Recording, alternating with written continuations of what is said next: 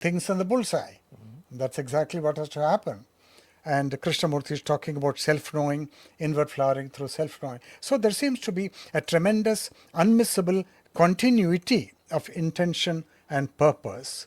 Then how come in the interlude between Madame Blavatsky and Krishnamurti's exit from the Theosophical Gate when he was 34, how come that there was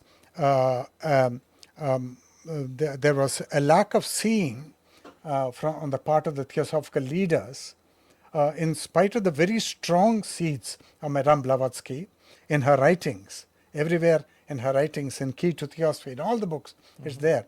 That how come they failed to see the continuity of the purpose? Was it because Krishnamurti was so radical and explosive?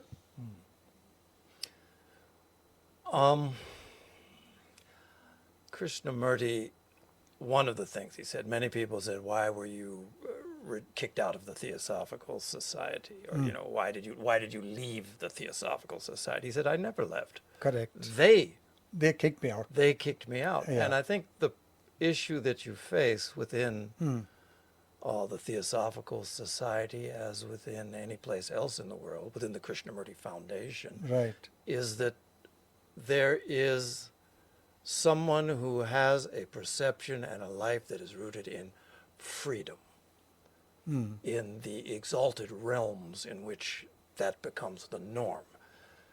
That is not everyone's experience. And to be in the presence of someone who is free can be very challenging. And also the fact that there was this monumental global organization built up around the projection of him as the next Messiah or world teacher, and that it was a human projection, flawed human projection. And that, as a result of that, structures were built around that, people achieved and took positions of, high authority. right. And then for one man who is the focus of this to say, no, this is a deluding exercise that moves people away from the experience of truth. I won't do it. And I have the authority to say that it ends. Right. That was something that was not well received. Right. You had tens of thousands of people around the world, and of the membership of the Theosophical Society as well, who were suddenly having invested their belief, and belief is a dangerous thing. Yeah, right. The whole point of the theosophical effort and Krishnamurti's effort, not to believe, Yeah, right. but to know. Yeah, to know. From to experience, understand. Yeah. to understand. And you have believers suddenly shocked by this behavior of this man who is the focus of the Theosophical Society. Right. There were people whose, what do they say, nose was put out of place or something, it was something that was not well received. And you're talking about a human reaction to something that is to truth. There is no human reaction. There is no religion higher than truth. And religion will pull truth down if allowed.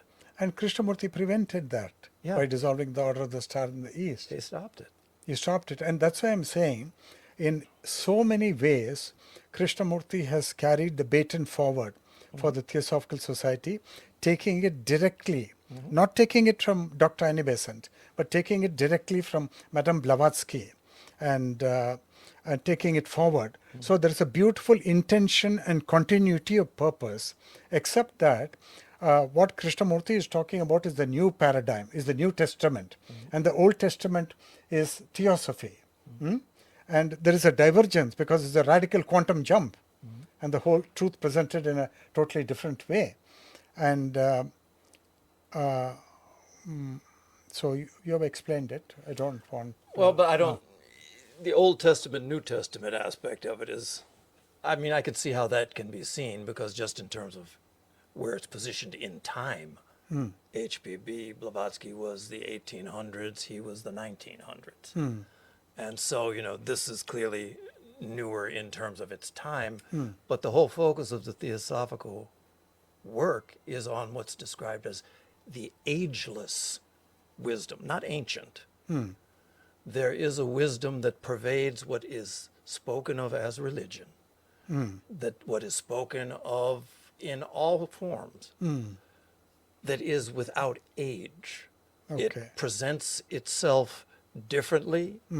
When it was in Palestine in 2,000 years ago, it presented itself differently. When Krishna and Arjuna's conversation took place, it presents itself under different robes when Krishnamurti appears.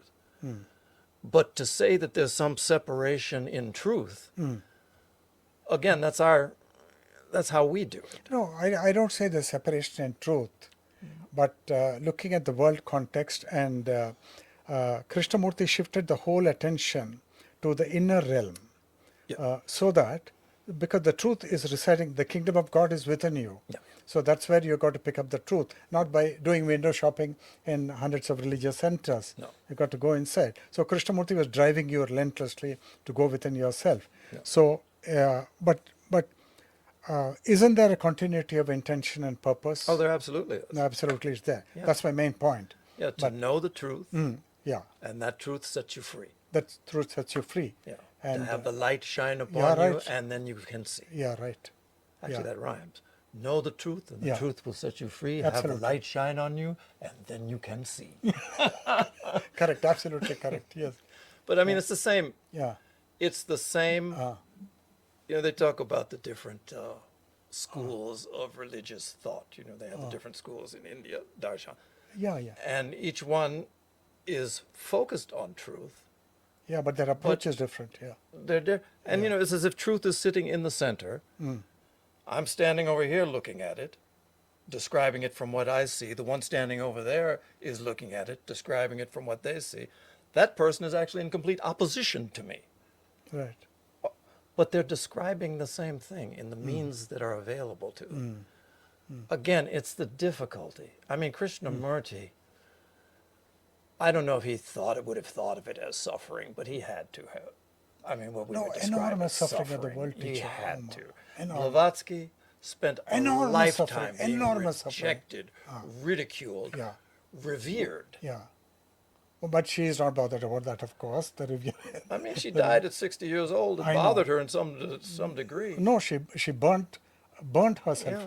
because But that's the thing. When you're in that position, when you see, I don't got to overuse this word curse because it's not correct, but it's as if, in terms of the life that you must lead, you are cursed with being unable to unsee and unexperience reality. And so Yeah. it sets you apart.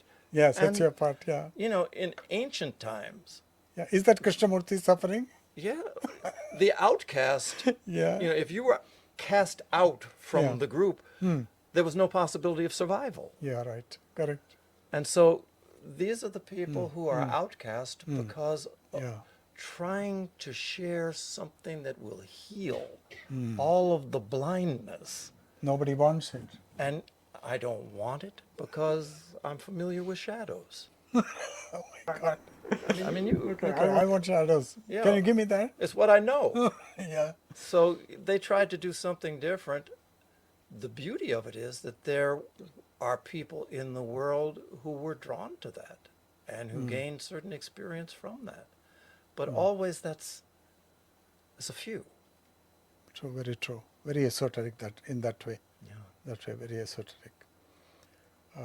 1,000 years. No.